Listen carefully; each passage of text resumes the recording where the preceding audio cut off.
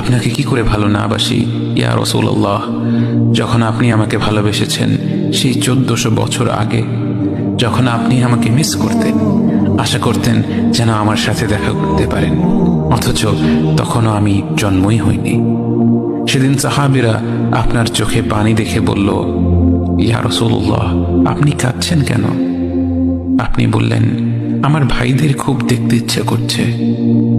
সাহাবীরা বললেন, আমরা কি আপনার ভাই নই ইয়া রাসূলুল্লাহ? আপনি বললেন, না, তোমরা আমার সাহাবী।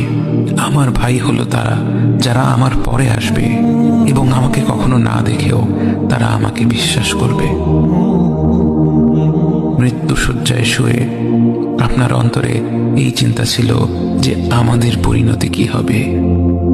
উম্মতি উম্মতি বলতে বলতে আপনি আপনার রবের নিকট ফিরে গিয়েছেন।